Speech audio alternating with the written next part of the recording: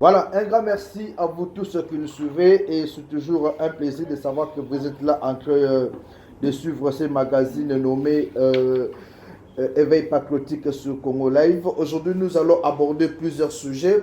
Il y a Martin Fayulu Madidi qui a répondu à toutes les personnes qui le critiquent par rapport à sa démarche. Nous allons aussi vous parler de cette exclusivité.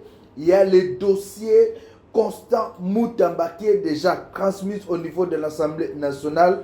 Le procureur général, après la Cour de cassation, demande déjà les poursuites contre Constant Moutamba. Et on nous apprend qu'hier dimanche, Constant Moutamba avait appelé une grande personnalité de ce pays, responsable d'une institution, pour avoir le pardon des juges. On en parle au cours de cette émission. Et au cours de cette émission, nous allons aussi parler de la position de l'armée congolaise qui continue à soutenir le chef de l'État Félix Antoine Tshisekedi et puis chuter avec l'élément de Christophe Ngoyi qui va nous faire l'analyse sur ce qui se passe au sein des partis politiques UDPS et aussi au sein de la classe politique congolaise. Chers compatriotes, à vous tous qui nous suivez, Martin Fayulu l'a clairement dit. La constitution de notre pays donne le pouvoir à tout Congolais de défendre l'intégrité de son pays. Et Martin Fayulu s'est bien sûr appuyé sur l'article 63 à l'alinéa première de la constitution de notre pays. Cela fait suite aux critiques.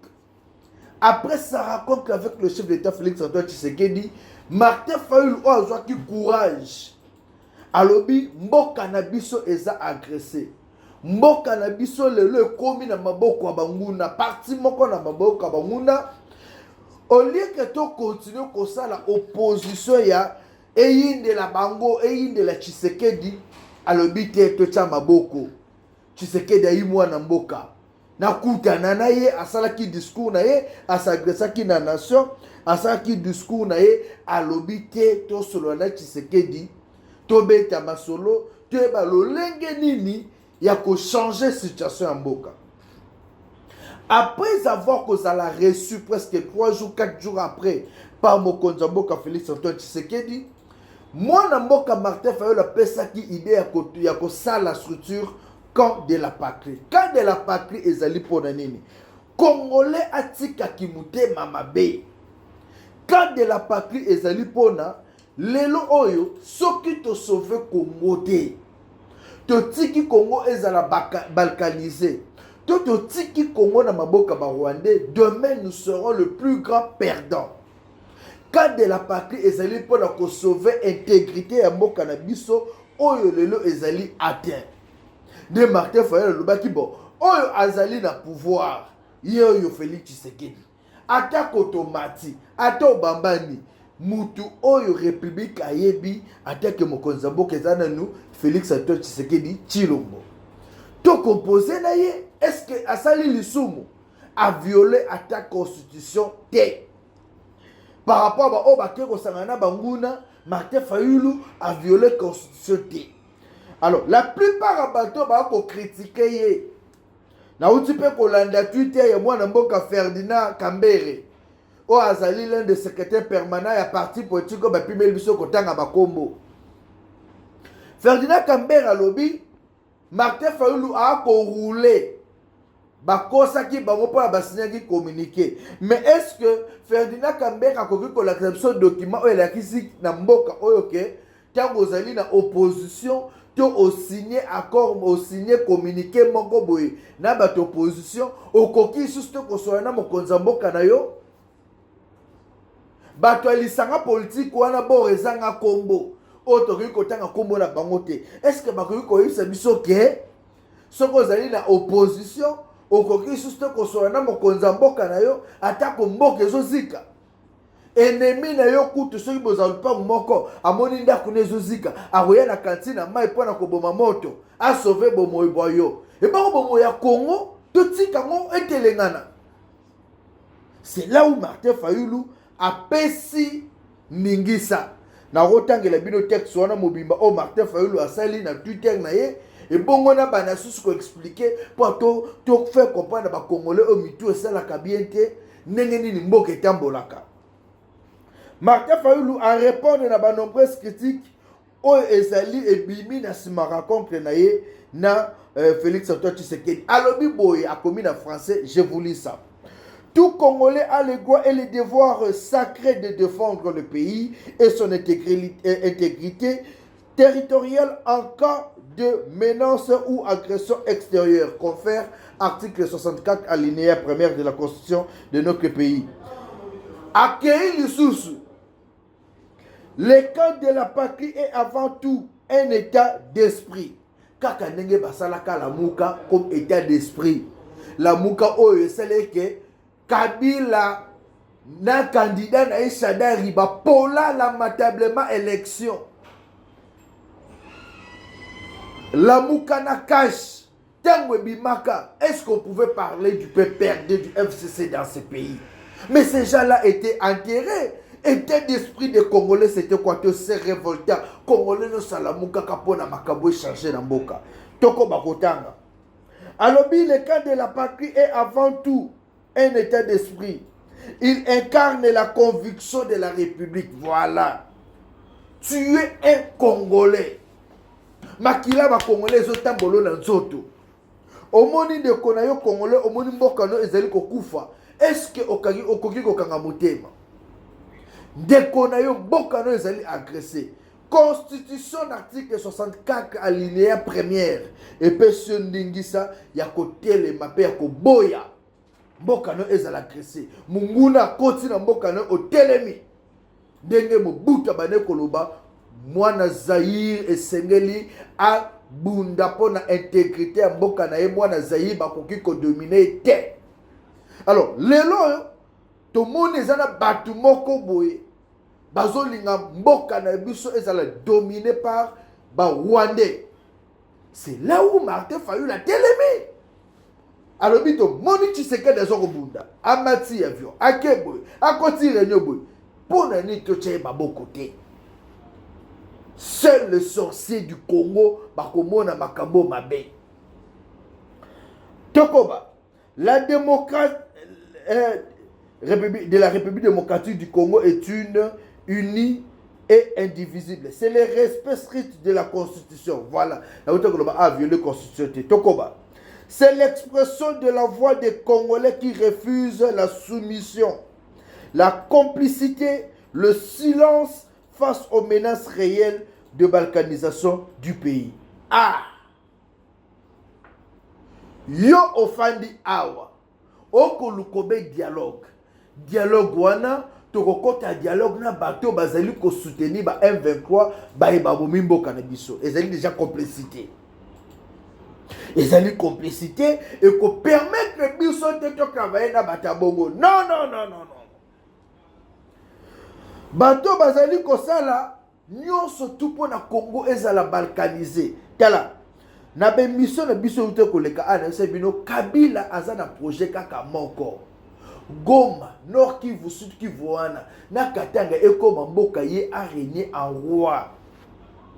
Et tout Congolais avéré o mutolo na ye babwaka na mabele oyo ya ba Congolais jamais koki kondima domination wana. Kabila mutolo na ye bakunda yango na Gisengi na Rwanda. Mutola Kabila kundama na Congo te. Ana soucia mabele o te. Nga mutolo na nge kundama na mboka oyo. Mutolo na nge sala keno mabele o ezala o ezali. Mitolo na bino ba Congolais yango mutesala ke mabele na biso ezala fertile. Puisque mitolo na biso kundama awa. Mitolo ya ba Rwandais esala ke mabele na bango ezala kitoko te. Puis yango bilongi na bango ezala kamabe. C'est ce qui fait ça. Mais tel la biso ba Congolais ni dosa kitoko mabele na biso kitoko mitolo na biso ne mtesala ka bongo. Yango moni bango bazwa ko envier Congo. Et Kabila comme mutolo na ye bakunda na Rwanda. Na ki mutema mabe wana nde azolu kwa envier. Et nous, Congolais, comment défendre l'intégrité de notre pays? On ne peut jamais accepter. Toboyi balkanisation, toboyi mboka na biso sanini et kabwana. Voilà pourquoi le Lorobomoni Fayulu andimi kosangana na Félix Tshisekedi va travailler pour Mboka. En quoi est-ce qu'il a violé la constitution? Les kabylistes et les traîtres, en quoi est-ce que moi Mboka Fayulu a violé la constitution? Mais Mboka a appelé sonné à un certain moment. Tokoba. Le cas de la patrie appelle à la cohésion nationale autour des valeurs du patriotisme, de la vérité et de la justice, au-delà des clivages politiques, ethniques ou religieux. Ah! Bino bolukina nous stigmaté. Oh, d'ailleurs, kutu Tshisekedi alingi bakatangete. Hôpital à Mounene lelo na mboka oto anango se dans le Katanga. Félix Tshisekedi mutaka ebitango ya na Katanga. Alingi bakatangete akatongeli bango hôpital à Mounene. Deux hôpitaux. Zakuna. Allez vérifier ce que je vous dis. Vous allez battre les réseaux sociaux, bon, le col à Bandouma, bon, battre na quoi, c'est la COP. Quand on vous informe, on l'a dit Congo Live et pêche information. Pour confirmer ce qu'on vous dit, descendez sur le terrain. Mais ce Congo Live est sur le terrain, des hôpitaux minés au Tshisekedi de réhabilité et ça na Katanga. Natanga Elbino, Jason Sendoué. Côté le Jason Sendoué.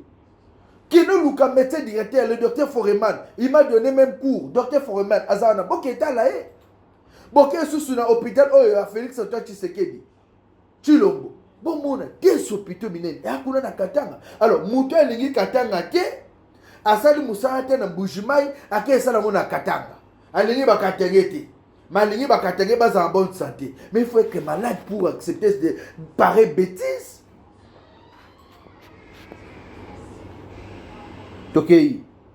Tout Congolais animé par cet esprit a le devoir de ces deux points place. 1. Défendre avec fermeté l'intégrité territoriale et la souveraineté de la République démocratique du Congo et s'opposer vigoureusement à toute forme d'agression extérieure ou tentative de balkanisation du pays. Oui, ça n'a ce qu'on a ndoki, n'a pas comprendre. Oui, aux Andoki, au limite, qui est liboso, au limite, les botans nous a délivré. Oui, je peux comprendre. Mais si tu es au Kenakate, église, comment ne pas défendre avec fermeté l'intégrité de son pays? Comment ne pas le faire? Comment ne pas défendre la souveraineté de son pays? Bateau, surtout, complot, détruire le pays, construire. Vie na bango na makila ba congolais et aujourd'hui vérité zo bimana poissa de ça la bango ma passe. Nous allons défendre l'intégrité de notre pays et la souveraineté de notre pays avec faste et fermeté. Deuxième point, promouvoir la paix, la justice et la dignité nationale en toutes circonstances. Voilà. Nous avons besoin de la paix. Mungala, Moussoaili, Muluba, Muteke, Mutetela, ceux qui banane, biso no surtout ça là. Moko, to sangani, to fandi, to zo résolu sur mboka na biso. Ba distraire biso mingi pa banguna. Ba distraire biso mingi pa bato bazo exploiter ba minerai na biso. Il est temps que biso peut se ressaisir, to lo baté au bolier et coquille. Congolais peut en profiter. On nous parle toujours, boana content. Bana cuivre, bana zen. La première fois na mona cuivre za na likasi. Na quel likasi? Na sima barai côté ya comment na oya susuni na bosani. Côté ya Onakra. Kuna batu bayaka ko exploiter bazo timbola na sa barai wana bazo bimisa cuivre. C'était la première fois babenga nga kuna na kei na moni nini bazo sala ba cuivre. Des premières fois, on a couvert dans Boboko, on a ça vert. Mais en dehors de ça, diamant na monnaie l'angwa. Content, n'a pas na monnaie l'angwa. Mais si nous avons Mboka au Congo. Mais il était grand que le que Mindele Bako Iba, n'a pas na monnaie à diamant, à ta moukie, n'a pas capé dans le loco. Mais nous, quand Mindele Bako Iba, bisote. Nous, on est des Congolais, on doit aussi profiter de nos richesses. Vous dites qu'on domine Bissoboy. Et vous qui travaillez pour ces gens-là, vous travaillez pour Nabamouna Wana. Il est grand avocat à Makambouana. Toboyi. Troisième point. Dénoncer avec courage les complicités internes et les ingérences étrangères qui menacent la stabilité et l'unité du pays. Ya. Côté Makamboué Biango. Dénoncer. Troisième point. Dénoncer avec courage la complicité interne et ingérence. Papa, ngana dénosaka. Batebele bapesena déjà Kazaka ya Tshisekedi, je suis un Congolais. Je dénonce toute personne qui agit mal.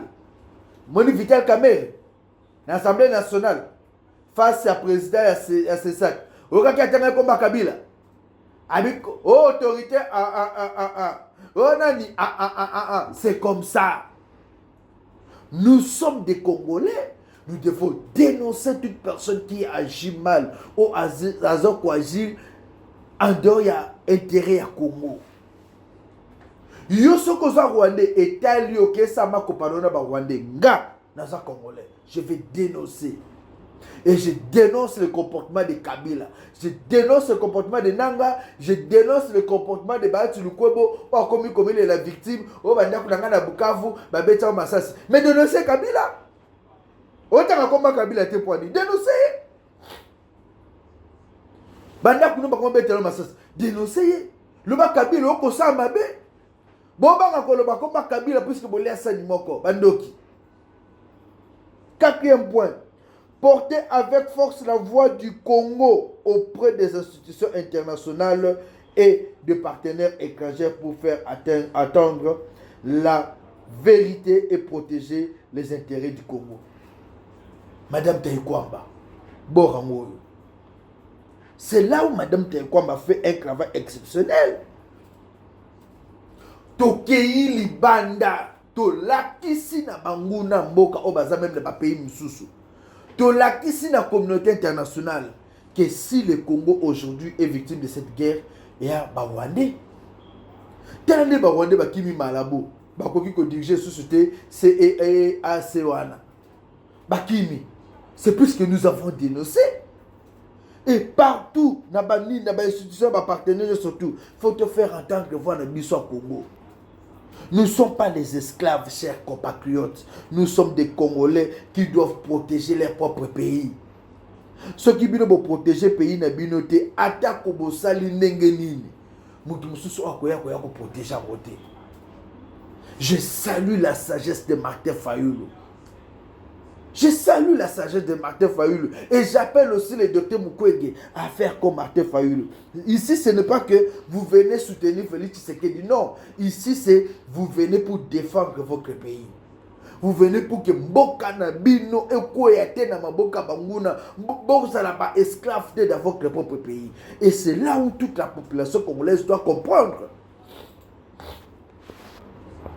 Place où les Congolais doivent surtout faire comprendre que Tokoki kote kamboka na bisote pona tolingi Tshisekedi tete tokota na bitumba to défendre mboka na biso tangu kimé zozonga presque tozonga entre biso na biso tata kuna constitution ko simba te tata il faut peuple ala malamu tata to bundaki pour population ala la malamu sécurité zala. Voilà comment on reconstruit un pays. On ne reconstruit pas un pays où quand tu es frustré au cinéma qui bakor no soki na toilette soki na ki koso na yo. Et tu reviens, tu dis non, on n'a pas respecté les accords, je prends les armes. Tu es malade. Tu es malade. Faut pas me mettre dans CNPP. Est-ce que quand vous avez signé vos accords, là, vous consultez la population? Quand vos accords étaient signés, vous consultez la population? La population a dit consulter, à voter qui oui ou non, pour l'accord, on a bien les a signés. Vous avez fait vos histoires en catimini. So monnaie et sur et qui copa diambati. Car mon encore. J'ai copa diamba ne veut pas saturer ou boucher ma terre à Congolais dans le discours. Non, ça ne passera plus, papa bolali. Ton copain des choses ali clair aux ali ndoka Congo. tu travailles pour l'intérêt na yomoko, et maintenant là, les Congolais ko sangala. Quand de la patrie, ngana ko sa la campagne à de la patrie, no tambola partout.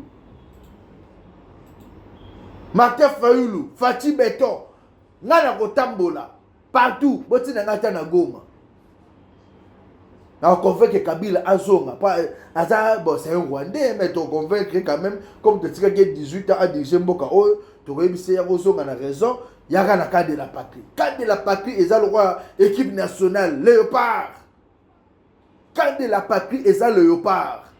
Tout Congolais faut compte à Nakati. Ou Congolais ont compte à la cadre de la patrie, comprenez Kazana Maseke, à l'Inimbo côté.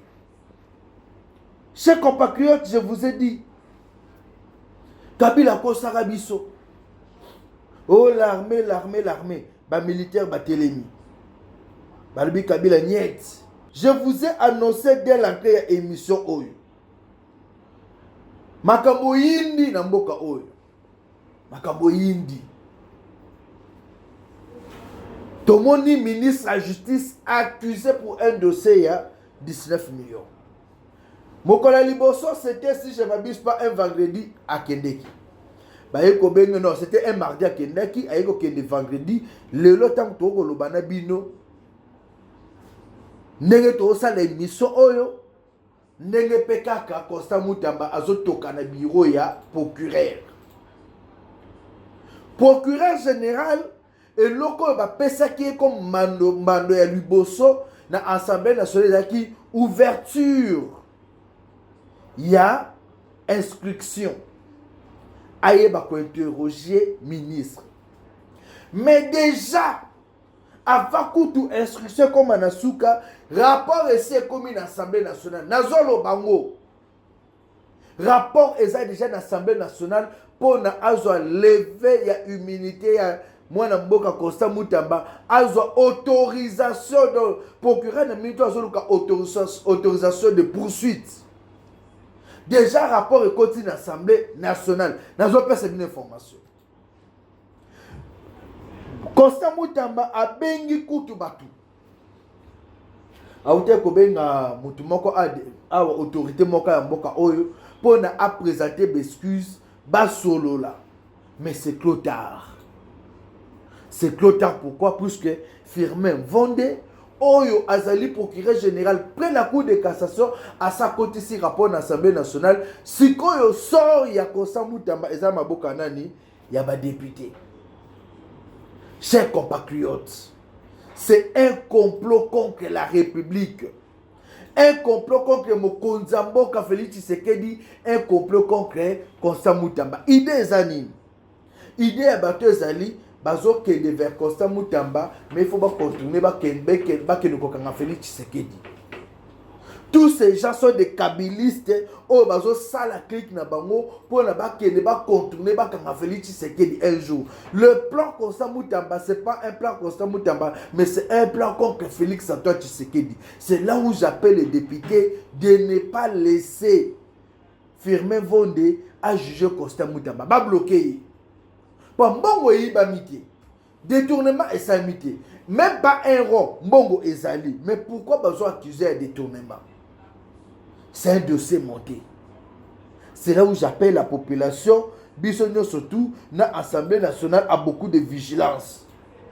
Toboyi des ordres de Essa Manamboka Oyo, toboyi ba soulèvement. Chers Congolais, ouvrons l'œil et les bons. Et il y a des gens qui ont un vrai complot. Mais il y a des institutions. Nous appelons aussi le ministre de la Justice à bien faire pour que même s'il y avait un procès, il faut se défendre bien. Mais les députés, Boti Kate Constant Mutamba, Akede na piège. Non, on ne veut pas de ça. Tolingi Kimia Ezala, Makambo Ezala Kitoko, Mboka na biso tambola bien. La vie dans nos partis politiques aujourd'hui, ça cause problème. Tout le monde qui awa, nani aoute kokangama awa. Tout le monde ba parti politique lelo ne comment kauti kokufa. Et cela ça dérange beaucoup. Ça dérange beaucoup. Nde na botozo senga ke mboka na biso tambola na kimia, mboka na biso ezala malamu, Toboy désordre, Toboy désordre, Toboy désordre. Nous voulons juste la paix dans ce pays. Nous voulons que tout se passe bien. Je vous avais annoncé, nous sommes avec M. Christopher Ngoyi. Il est déjà avec nous. M. Christopher Ngoyi, bonjour. Bonjour. Nous sommes en ligne avec vous sur Congo Live Télévision. M. Christopher Ngoyi, Martin Fayulu avait tenu un discours devant la nation et juste après, il a rencontré le chef d'État Félix Tshisekedi, comme il avait manifesté, bien sûr, cette envie-là de rencontrer le président de la République. Et après, il y a plusieurs critiques qui entrent en jeu. Il y a les gens qui pensent que Martin Fayulu a causé la population, a trahir la nation. On répond à la lingala pour la facilité la population kabiso. Et puis baebele bazali contre les démarches à Martin Fayulu, il y a créé eloko o lobby pour l'État. Quelle est votre analyse yo au bandi ndengeni? Bon, la PCI na nombote na balandi ya chaîne Nabino. Na mokose la koloba boye. Tango Martin Fayulu ebisaki makanisi ya kokende kokutana na mokonzi ya mboka. Nga nalobaki ekozala malamu mingi. Kasi akende na cahier de charge oyo ya bato oyo bakotisa mboka te. Akende na cahier de charge oyo ya bazolinga dialogue na bosangisi bato bazwi manduki kotia bato na mesa wana ekosimba te. Mpona nini na mongwetu toleka tâche politique eza division na biteni mibale. Eza eteni oyo eza ya bana mboka bazoluka bolukiluki nyonso mpona mboka etelema ekende liboso. Eza na bana mosusu oyo babunga mpona bango ya motuya eza kaka bango bavanda na ebonga quelle que soit la manière. Yango nde tindi bango bakende to meme manduki baboma bakongole motango akosakana te. Alors biso tolobi soki na eleko wana nalobaki soki Martin Fayulu akutani na mokonzi ya mboka Félix Antoine Tshisekedi Tshilombo soki akei na masolo ya koloba soki les vivre ensemble soki babiloko wana nyonso wana ezala confusion. Akende ayeba ete il y a deux forces oyo balingi bitumba esila mboka etelema. Mwa mikakatano ezali na niveau ya gouvernance, mwa mikakatano ezali na niveau ya ndenge bato bakodetunaka bambongo, mwa mikakatano ezali mikakatano wana ezosenga tosilisa yango na bato oyo bazala na bolingo ya mboka oyo balingi tosilisa yango. Me kozonga na kazi ya départ wana ekosimba te epuis mokonzi ya mboka mpe akotika kondima yango te. Epuis bapartenaire na biso tozala na partenariat sikoyo na États-Unis d'Amérique. Partenariat wana nalobeli bino mbala na mbala ekosala biso bino ke ekosimba epuis bakosinyela yango ekoletela ya kotanga mpo basinye partenariat wana.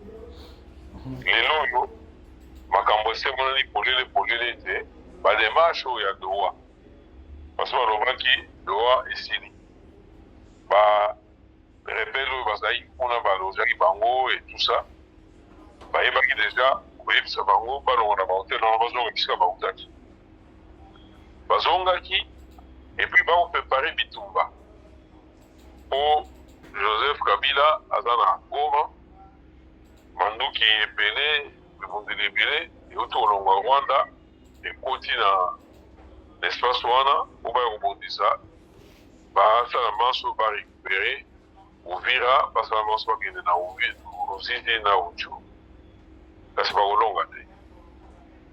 États-Unis asi azwi masolo nyonso wana na maboko c'est-à-dire bamakambo ezeka eselema na badoa wa kuna ya kusimba société. Alors, Seigneur Martin Fayulu a tenu compte de biloko nyonso wana. Po ayeba jouer un rôle utile pour la Congolais.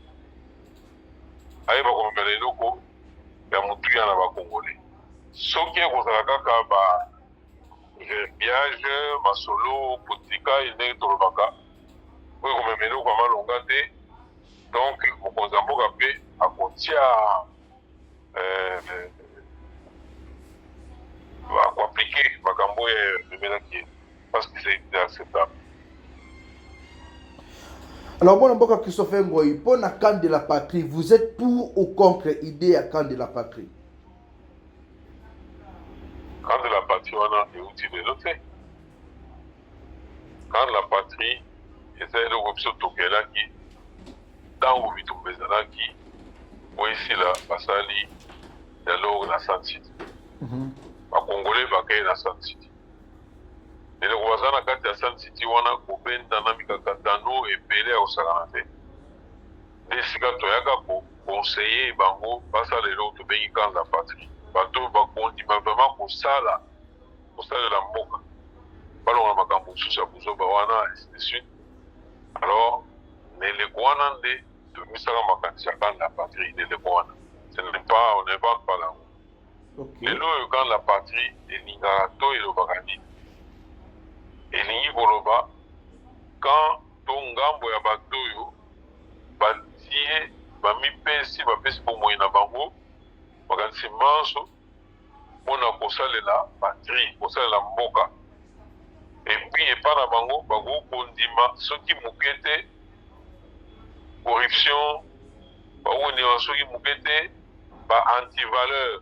Donc on a makambo ya kozwa banguna kokotisa bango na armée, donc babrassage wana lokola kozwa bato babundisi mboka basi babuli bakongole kokotisa bango na masolo wana eza bapatriote te dans la patrie eza bato oyo baza peto balingi ya solo kosalela mboka kosalela peuple na bosolo mpe bapesi bomoi na bango na maye wana. Quand la patrie est dans le confusion, parce que où a déjà la création de Martin Fayulu. Martin Fayulu a suivi des combats, ils sont tous allés déjà combats déjà dans l'année 83-84. Les locations de Titiouan, nous sommes déjà dans le combat.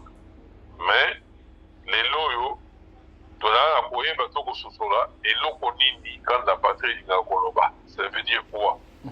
Quand la patrie est aux bateaux, Rwandais, bateau, ça, la bateau défense l'intérieur, ça, c'est pas le camp de la patrie. Pourquoi quand le camp de la patrie, on bateau, Congolais, pas vendre dans la maison, ce n'est pas le camp de la patrie. Le camp de la patrie, c'est des Congolais pur sang, pur, ça, vraiment pour Mboka, et Tambola, et Téléma, Bako Sangisa, Bazo Sangisa, Mayele la Bango, Namakambo la Bango, voilà. Alors, Batebele Bazo critiqué Martin Fayulu, mais vous avez été parmi les gens qui ont appelé Martin Fayulu Aya Akaveda Félix Tshisekedi. Lelo Oyo Nemozo Moune est une bonne chose à l'avenir. Oui, on peut s'attendre à une bonne chose à l'avenir parce que l'avenir au Congo, ils ont dépend de sous dans l'opposition. Ils vont dépendre de l'option Oyo, président à Sili Gouzoua. Ils vont dépendre de leur partenaire Oyo, parce que Limboli, Yebi que Bitumba Oyo to Congo, Tozana, Kotepa, et Utaka Wapi. Et puis, parce que Mokana aussi, c'est Kotepa, alors, les Isika à venir à Congo, ils dépendent. Ils dépendent de l'opposition parce qu'à un moment où il y a eu que l'opposition dans Congo, il y a une carte à mon côté à côté dans la mesa, dans ma souvenir, au fait, par exemple, aux États-Unis. Il y a une carte à mon côté dans la mesa. Mon toit, il y a une carte, et ça, Rwanda. Carte, il y a et l'eau qu'on est dans la carte, Rwanda, pour vendre ça, au Bélé, des Sika, mais mon toit, il joker, mais beaucoup. Mes alliés, maintenant, il faut faire sortir des questions. Mon toit, il joker, ba joker ezalaka mibale ezali Donald Trump wana bazala ba joker mais oyo bazala bakarte mosusu eza Rwanda mais kuna nde bakovandisa babende matoi bavandisi ye bakangi esinga balobi yo okotiaka susu makolo no na kati ya Kongo te esili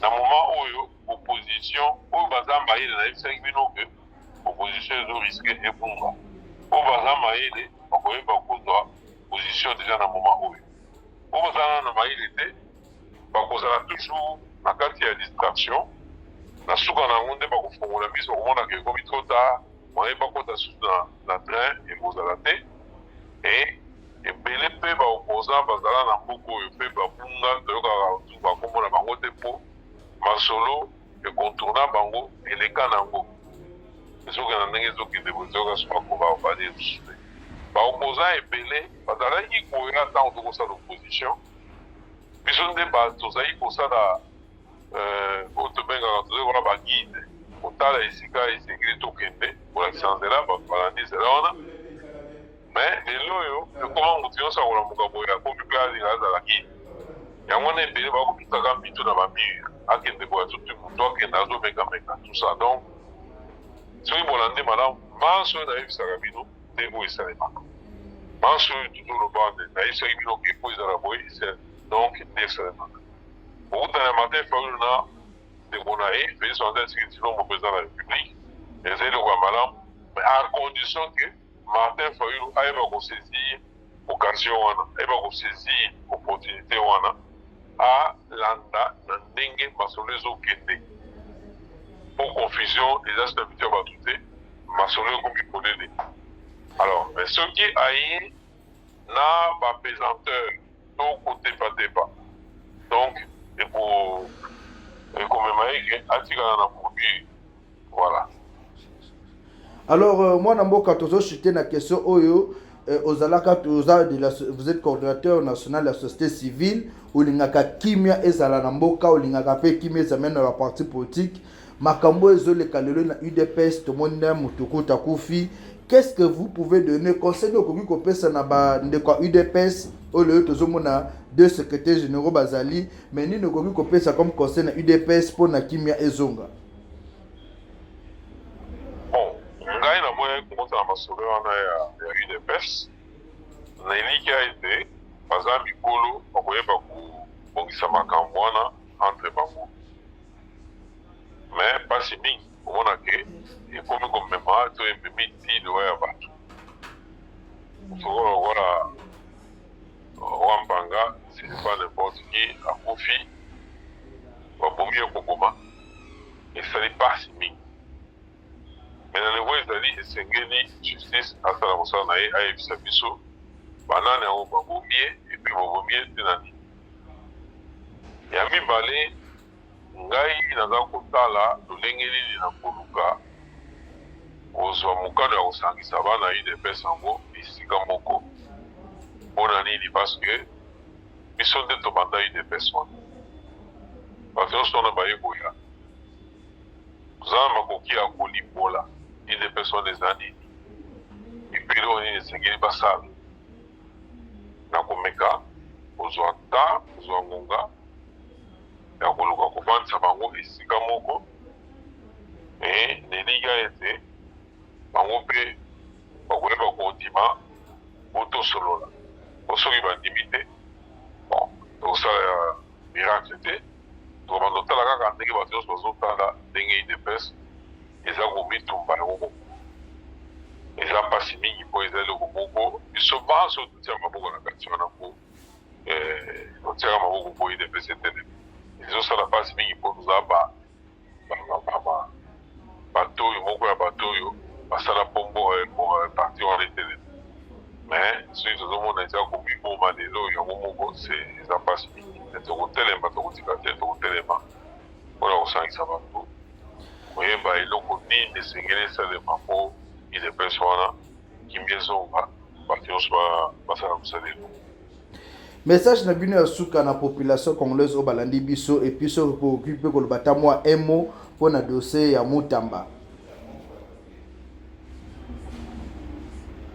Bon, message ya suka mpona mo d'abord ya dossier ya Mutamba nani naloba boye oyebi président oyo toza na ye oyo Félix Antoine Tshisekedi Tshilombo akota système moko ezali en place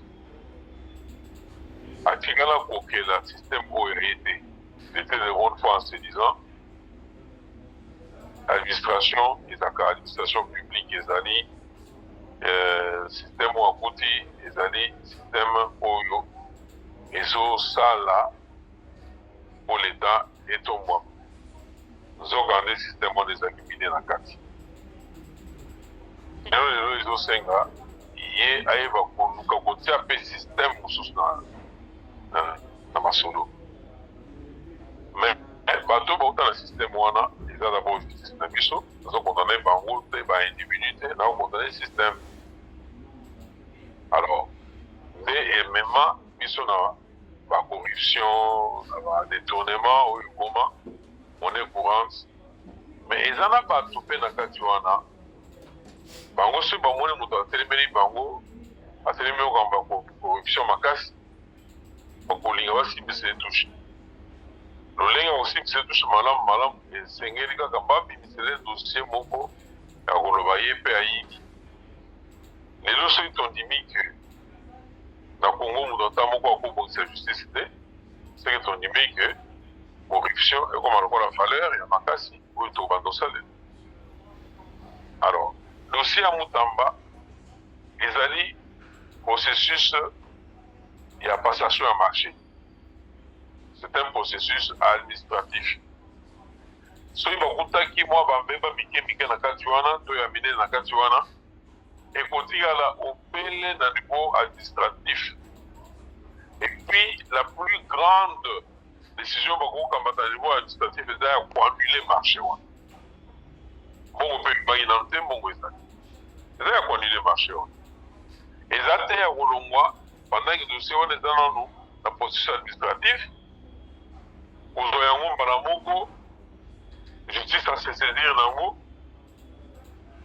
atindi mokanda na parlement kuna mpe bandimi bakomi kosambisa motu mais nous sommes dans un processus administratif soki lelo oyo bakei na baorgane to bastructure oyo elandelaka passation ya marché bakende kozwa badossier nyonso eza kuna oyo eza suspens oyo batelemisa oyo baandula oyo babloka bazwa babiloko nyonso eza na kati wana bambeba nyonso eza na kati wana bamema ngo na justice mais justice ekotonda mais pourquoi kaka ka moko wana nde bakei kozwa lokola yango na nzela ezalaki un processus administratif bamemi yango mbala ngo na justice nde esika toza kotala tolobi non ya angui sur roche parce que la plus grande décision bakoki kozwa eza ya koloba baannule marché wana mbongo mpe ebibaki nanu te koloba ke basi bautilize oyo basali non mbongo eza na mobimba nango alors na mbongo oyo basalaki baprose oyo mbongo ebima kino moko ya lelo ezonga te bato wana mpe batika soki kolandela bango te bazonga mpe na bibonga baza wana etusa eloko ezosala mpasi na kati ya population ezalaka kotala bato yango bakosala makambo wana baza bato oyo bayebani po mpe basala bambeba po mpe bambongo ezonga te me bakotelemela mwana oyo azosala mosala oyo asali ke justice lelo oyo bato babanda kotia confiance na justice congolaise bato ebele meme bapaya babanda koloba donc changement ezosala na Congo me balingi nde baétouffe. Voilà, je pense que vous avez compris. Moi, Namboka, à ceux qui placent sur le vie, Baluka Deba étouffé Constant Mutamba. Parce que Constant Mutamba travaille pour la République démocratique du Congo. C'était vraiment un plaisir. Tout joyeux, tout solennel, tout Kamakambozeli, Koleka, Namboka, Nabiso Congo. Biso, nous, surtout, tout Chamaye, les points Congo, et s'est développé. Et surtout, Makamu, moi, Namboka, Martin Fayol, Azali Komimba. Je suis sûr que Lobby, Congo et Kokene Liboso, Lobby, Makamune Sekozala, Malamu. Merci, Nabien Stubola Dibiso. En tout cas, Botika Malamu, na chaîne Bino Congo Life. Merci.